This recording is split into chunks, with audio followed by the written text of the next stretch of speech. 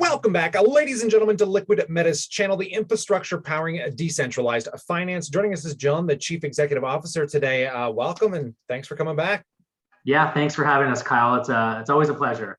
Yeah, same. So we got some big news to kick off today as you're kind of working through this partnership on this evolving company called Civic Technologies to bring capital liquidity to a permissioned app. Now, because obviously some of these statements get pretty complicated, I kind of want to refine this for the retail audience.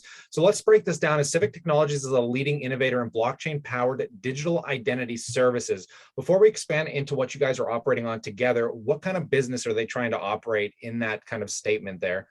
Yeah, so the Civic token or the Civic Pass is basically going to be an application for institutional investors to be KYC'd, to be participating in in a decentralized pool where the counterparties are also KYC'd and permissioned.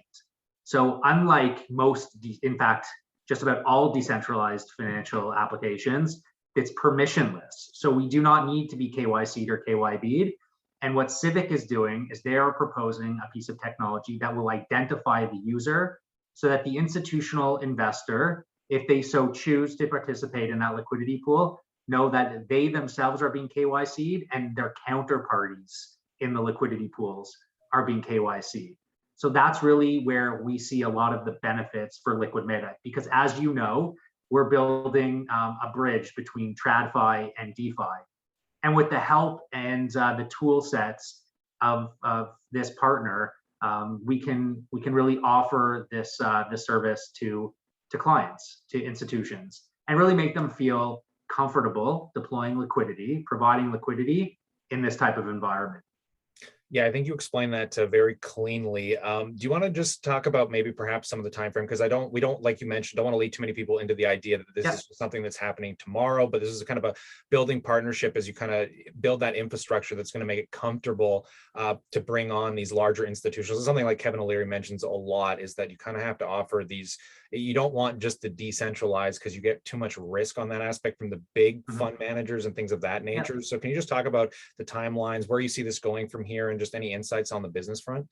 Yeah, absolutely. So this is a collaboration as we build out our liquidity mining operations, and as Civic builds out their capabilities with their technology and their offerings, we will look for ways to work with each other in greater detail. So it's Civic making introductions to decentralized applications that are permissioned environments for Liquid Meta to be a liquidity provider to. And it's Liquid Meta, using the Civic token and the Civic Pass in order to onboard more and more institutional accounts. And if you recall, Liquid Meta is really building out a product that we are planning to offer to institutional investors.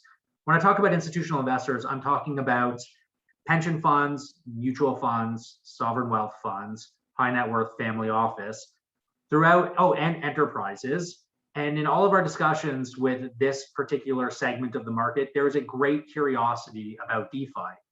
All of these institutions that we speak to and that we know about, they've been chasing yields for the better part of almost 2 decades now.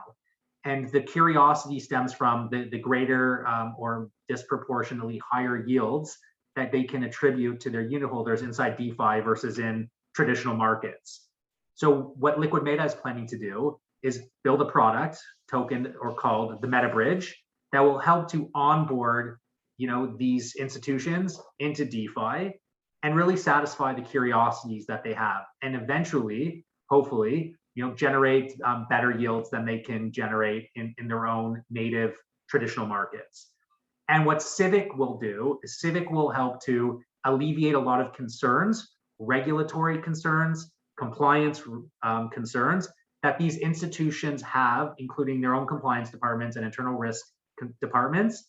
It will allow them or ease some of those risks and allow them to start to participate. Yeah. So this is a collaboration with Civic that we see as ongoing for many, many years. That's great to hear. So kind of broad viewing that conversation, because I feel like you guys are in this really intriguing place of trying to protect.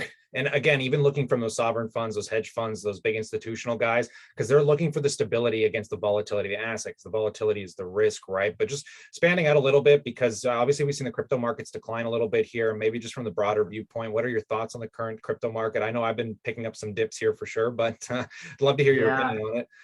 So I don't know if I mentioned this on the channel in one of our last conversations, but I have a very unique view that crypto actually peaked ahead. Well, it did peak ahead of traditional markets like the equity markets, the Nasdaq per se. So we peaked in November, where Nasdaq didn't peak until January. And I also believe that crypto put in a bottom or a near-term low ahead of traditional equity markets. And the reason that I believe that is because when you look at the risk spectrum, crypto right now remains at the highest level of risk, in my opinion. And therefore, when an investor is going to create a more defensive environment for their portfolios, you sell your riskiest assets first. And when you believe things are starting to look a little bit better, the sun is about to shine again, you start to buy your riskiest assets first. And that's why I think crypto led in and is leading us out, which is really one of the very first times that I've been able to identify that trend in this marketplace. Yeah. Your expertise is appreciated here. These anecdotes, I think, are very helpful and insightful. I really appreciate you coming out today, John. Thanks so much. Yeah, my pleasure, Kyle, and thanks for having us again. And on that note, folks, let us know what you think about the crypto markets, this partnership, and anything else that we'd love to hear about in that comment section below. Consider subscribing, because as the news comes down the wire, we'll continue to update it here. But stay cool, stay awesome. And as always, I look forward to catching you in the next one.